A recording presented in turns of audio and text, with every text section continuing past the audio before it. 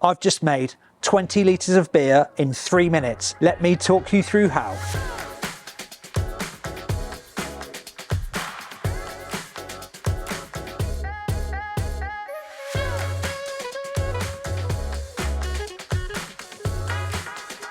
So we've just shown you exactly how easy it is to make one of these awesome, brand new Fresh Wort Kits. Hey Rob. Normally if things are easy, the quality's not quite so good. Yep. That's not the case with these bad boys. No, so what have we actually got here? So we've got 4 boxes in front of us of Fresh Wort, right? Yep, they're different. So these are what we're calling our bases. And from these bases, you can make various different beer styles. Yeah, so we've got our light base over here, extra light, which is base number 2, golden, which is number 3, and then hazy over here, which is number 4, right? And inside the boxes, there is 15 litres of, I think, easiest way to describe it is stronger wort, right? Yeah. So it's been brewed by the commercial brewery that we're working with to create something that is, I don't want to use the term concentrated, but it's a higher gravity, which means that you can then dilute it down to the gravity you desire for the recipe you're trying to brew. Or not. It's up to you, the brewer, to do exactly actually what you want to do with it. You could ferment these out at 15 litres, just have a stronger beer. It depends what beer style you're trying to make. It depends on exactly what you want to do, which is ideal. Yeah. Now, I mean, even you can go beyond kind of the sort of standard guidelines that we've got on most of our recipes, which is dilute to 20 litres. You could dilute to 23 litres. Yeah. In fact, we've got 2 recipes using the hazy base over here, because that's a really high starting gravity, that one does a double IPA and the other does an IPA. Just we're brewing it to 23 litres instead of 20. What a great time of year as well to have some of the lighter styles. I know, right? Yeah, that's why we've got a couple of lagers in there. You know, we've got 11 different recipes that we've got launching with this range.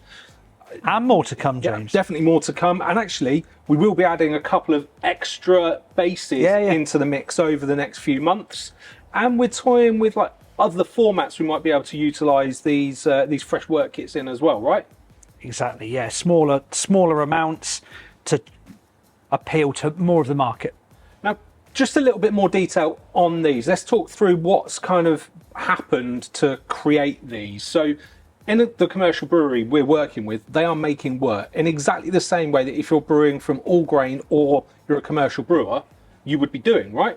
Absolutely, and we can just concentrate on the cold side, and all of the fermentation, the dry hop, whatever you want, that's what we can concentrate on using these Fresh Wort Kits. Yeah, and really the variation in beer style really is denoted by kind of what hops you're choosing to maybe use as your dry hop, different yeast styles, because, you know, let's take, for example, the light, you know, you could use that to maybe make like a really nice, crispy pale ale with tons and tons of West Coast hops. Yeah. Or you could use it to make like a Heller's kind of lager, or maybe even something like a Kolsch. Just depends on dry hop choice, yeast choice, and all the rest of it. Yeah.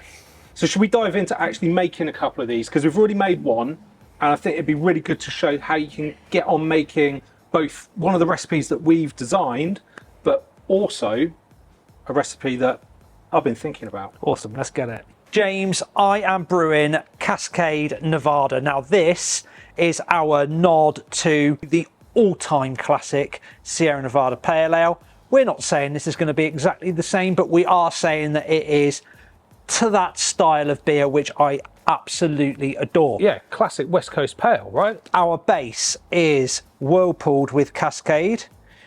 I'm adding Cascade dry hops and also a neutral US style yeast, which is the LAX by WHC.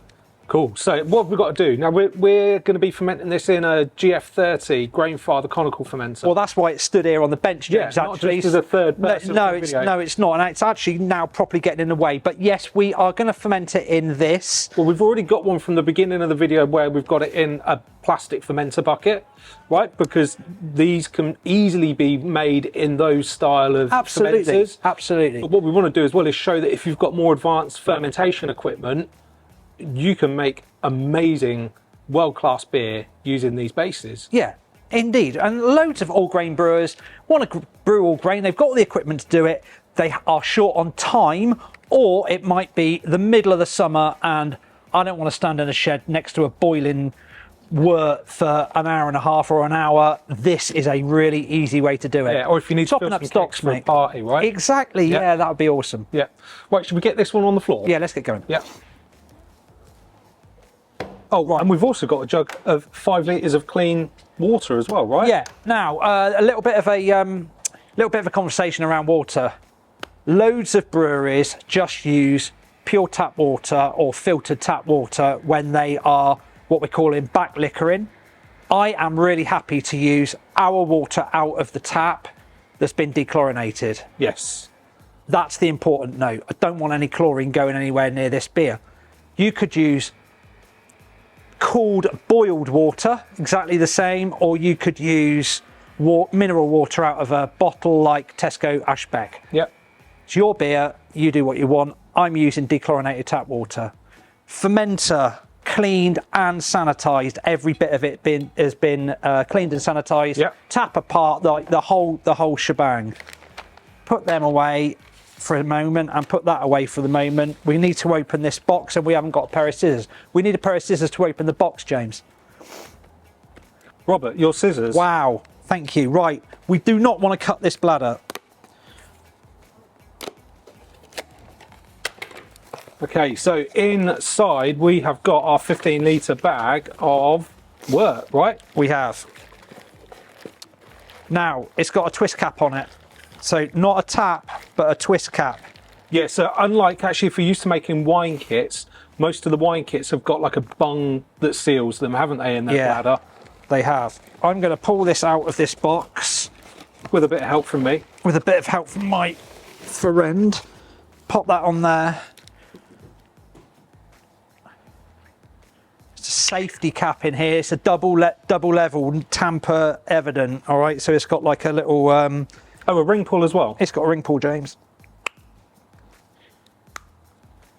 Fresh Wort Kit open. I want to get it straight into my fermenter. You're going to play us a tune on your bagpipes as well? Oh, listen to that. I want as much air in there as possible. Oh, thanks. You're just keeping it out of the way for me.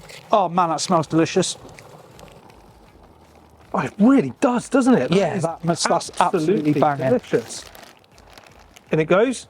In it goes. Now, I'm sure for the really thrifty among you, you could actually reuse that bag, but for me, it's a one-use item. Done. Shall I go in with the water? Bung it in.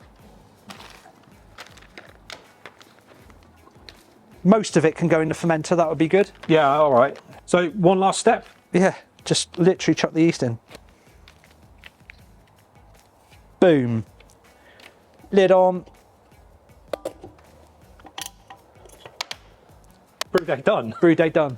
Right, I want to have a play around with one of the others now, and I've got a recipe in mind that I want to do. Come on, crack on. I loved seeing how quick it was for you to brew that Cascade Nevada. And Well, when you say brew, well, yeah, you still put it into the fermenter. I did. Added the yeast. Yeah. You're now going to take charge of how it goes from here on out. You're going to add the dry hops. absolutely. So you did brew it. I did brew it. But it's got me thinking, right? So that's one of our recipes that we've built. I want to have a go at brewing one that is of my mind. So using the base as an ingredient. Reading up on the base for this, it's made up predominantly of low colour Golden Promise. There's some oats in there. There's a couple of other really nice malts, and there's a little bit of maltodextrin as well. Okay, so we're looking at classic New England style. Yes, absolutely. Hazy IPA, hazy pale. Yeah. So once this is diluted, this is base number 4. Once this is diluted down to 20 litres, the starting gravity is 1074. Nice. And it should finish at around about 1018, 1019, depending on your yeast choice. So I'm making a big IPA. You are. Now, the other thing that's got me really excited about this is the whirlpool. It's had a massive whirlpool at the brewery of Galaxy and Eclipse. Oh, nice. Aussie hops at their absolute finest. Yes, so we're going to pair that up with a big dry hop as well. So I'm going to dry hop with Citra, it's my number 1, Mosaic, which is pretty much up there as my number 2. Yeah. Kind of joint at the moment with Crush, but Yeah. and then Nelson as well. So 300 grams are going to go in on the dry hop on this. It is going to be a big juice bomb. Come on then. Whoa, whoa, whoa, whoa! Slow down.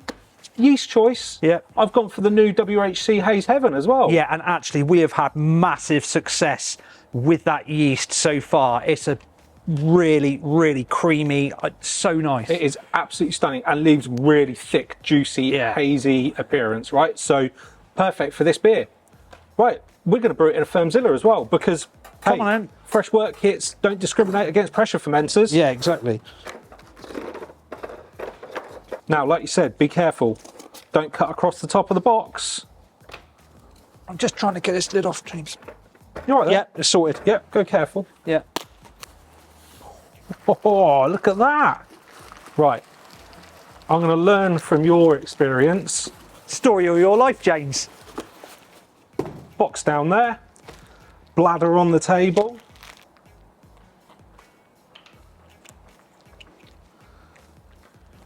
Now, we won't talk about my previous experiences with a Fresh Wort Kit and a corridor, will we? No, we won't.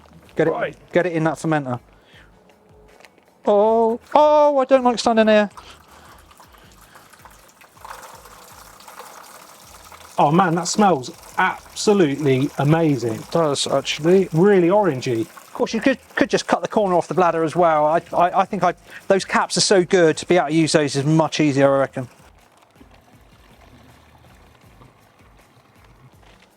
There we go, that's that. Right, in we go with our 5 litres of water. Did a slightly better job of not spilling any of the water that time. Yeah. And then in we go. The sachet of Haze Heaven. Let's get the lid back on our Firmzilla. And we have added a spunding valve, obviously really important with any kind of pressure rated fermenter. We're not going to be fermenting this at a high pressure, just a couple of PSI to keep the oxygen at bay. Get it dark, James. Yes, luckily I don't need to use a plastic box because I've got a Firmzilla jacket over there. Sorted. In the space of about 30 minutes, we've just made 60 litres of beer. We have, and actually most of that time, as always in brewing, was cleaning and sanitising our fermentation equipment. Actually tipping the wort into the fermenters was like a couple of minutes. Yeah, and adding Awesome. yeast. Yeah, I mean, if you've made a wine kit, it's very, very similar, right? Yeah, indeed. I can see this really appealing to traditional sticky beer kit customers, actually who want to step up the quality of what they're producing, Yeah, the final absolutely. product, massively, but not go to the extra hassle and space and everything else that all grain takes up. This is wicked. Yeah, I mean, like I said on our social post when we launched these, right? The convenience of an extract kit, but the quality of all grain. Yeah, winner. So we're going to be back shortly. Once the beer's finished fermenting, we'll tell you a little bit about how fermentation's gone, and we will try these 3 beers. One in the plastic bucket. We're just going to have an ambient temperature in the office, so it'll stay fairly steady, but we're not going to add temperature control. The Grainfather one, your Cascade Nevada, that is hooked up to our Grainfather glycol chiller. Yeah. And then the one that I've made in the Firmzilla, it's got a jacket on, got a heat belt, temperature controller.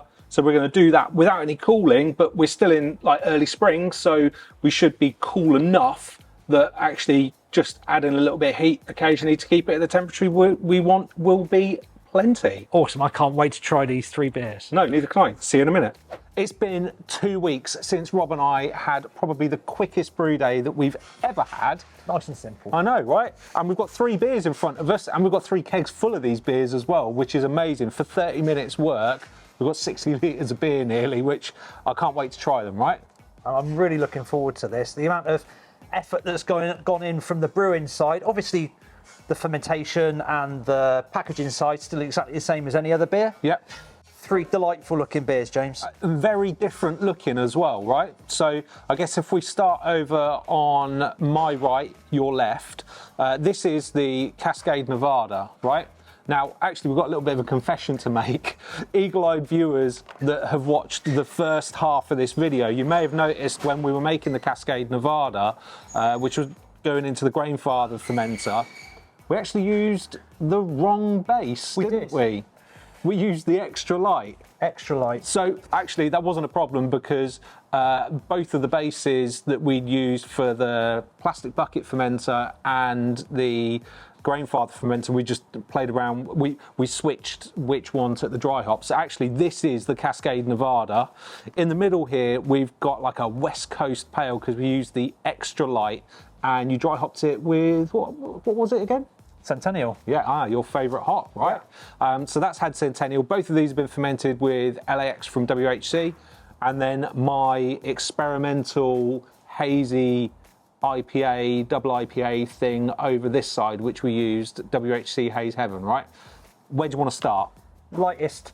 Cool. Yeah, let's start with that. Now, I think first off, if you look at it in the glass, that's pin bright. Yeah, absolutely pin bright. Yeah. Now we used a single dose brow salt in this beer, and love brow salt. It just works so well, but it's worked particularly well in this one. It's just dropped absolutely crystal clear. Yeah, and the colour is that lovely light straw colour that you'd want from something that's extra light. Yeah. Let's go in and have a little smell.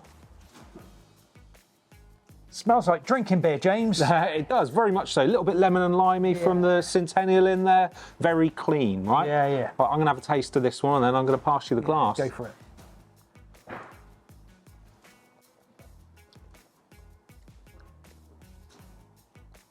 That's just such a nice, clean drinking beer. Yeah. Crowd pleasing. Yeah. On a reasonable day, sat outside. Bit of food on the barbie. I know, yeah. You could just Couple of pizzas. Yeah. That you could just smash your way through that. You could.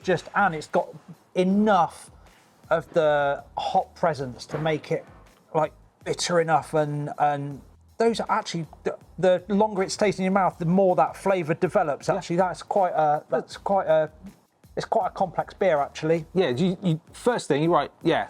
Crowd pleaser, easy drinking, and then actually when you get into it, there's a little bit of malt sweetness still in there. Although actually we've tested all three of these beers with our Anton Par and Easy Dens and Smart Ref combo to see what the ABVs were, and I think this came in at about 5.5%. Yeah. And attenuated very well as well. That dryness is really nice because it makes you want to drink more, and it's just that really palatable, really crushable beer. Yeah, that for me is an absolute success. That's good. Really good. If you wanted it a little bit lower in ABV, you could dilute it down to say 23 litres or 21 litres, playing around with the strengths because they've all been brewed at the brewery with a slightly higher starting gravity. Just gives you loads of flexibility. There is this myth around that if you dilute the beer, they can end up tasting watery.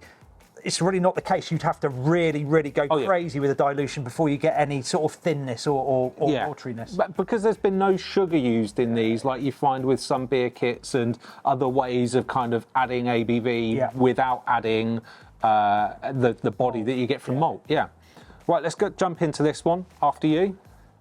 I mean, the head retention on that's fantastic. Yeah, it is really good. Really clean into the glass. That all these beers have been kegged and force carbonated in exactly the same way. So this is the one that we fermented in our plastic bucket. I mean, appearance-wise, we've done nothing to this, so we haven't added any finings or anything. Nope. It is a bit hazy, which, actually, if you want that, that's fine, you can keep that. If you wanted to make it as bright as that, you could add brow salt again, let it do its thing. Again, like, slightly more complex than this one with its hop profile. Slightly more body in this beer, actually. It's a really good beer, James. And you think, how easy it was to make as well. It's just really... And I am getting some of that sort of classic resinous, piney notes, but just enough, not too much. Definitely a bit more body than this one. Absolutely. But yeah, really nice, easy drinking. Again, that would be fantastic on a warm day. When you've got a crowd round. And again, just a note on that one. Again, it finished well, attenuated well. That LAX yeast can absolutely plough through fermentation. And again, finished around about 5.5%.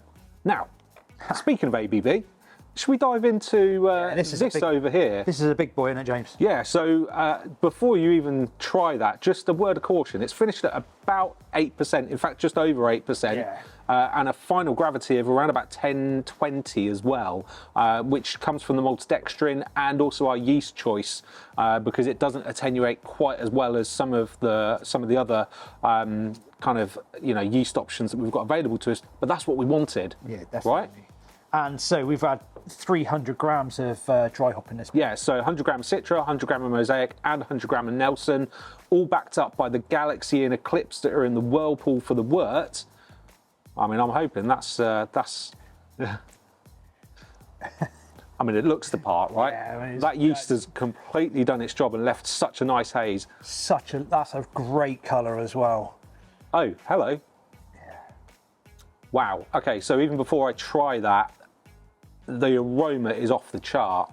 I'm getting some dankness from that Mosaic and Galaxy combo. Subtle citrus notes from Citra.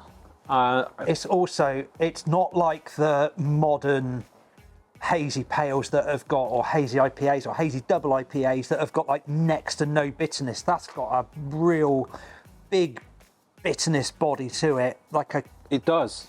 I want to say like a classic East Coast, like they were when we first started drinking cloudy beers. They were bitter. They didn't have no bitterness to them like they tend to have now. Yeah, less soft and juicy, but what that does is it balances out the residual gravity points, I think, really, really well, and makes an 8% beer really drinkable. Yeah, because that's got real texture to it, and mouth feels really, really big. But the bitterness cleans up, right? Yeah. And actually, for me, I like a little bit more bitterness and a bit of snappiness in my hazy beers. Yeah, well, it means that you can, given that it is a 8% or whatever it is beer, I want to say you can drink more of it because it's got the bitterness to it. It's not sickly sweet. Yeah. You're not going to be in a position where you can't drink a pint of it or 2/3. That you could get in a lot of trouble with. Yeah. Are we going to fight over that last keg? No, we won't fight over it. I've got a party this weekend and it's coming home with me. So I think what we've really shown here is just how versatile these Fresh Wort bases are. Don't you think, Rob? Yeah, you can mix and match the bases. You can make it up yourself. You can go by our guidelines of what we're selling them as kits on the website. But it just shows how flexible they are. Yeah, I mean right.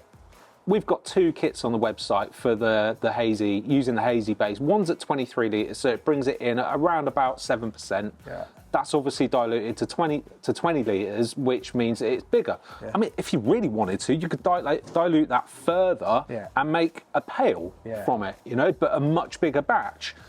Equally over here, that base, the extra light, that is absolutely crying out to be turned into a lager. A dry hopped New Zealand pills or something. Yeah, exactly. Fermented under pressure or fermented in the traditional way, nice and cold for a longer period. But you could make a real snappy, real like New Zealand pilsner. Be absolutely fantastic. Yeah. And then over here, this base for me, I think, is one of the most versatile because you could make like an amber lager, like a Vienna style lager. Yes, you've got Cascade in the whirlpool on it, but you could do that with have a little bit of a modern twist on it, but equally Belgian blondes, American blondes. There's so much that you can potentially do with these.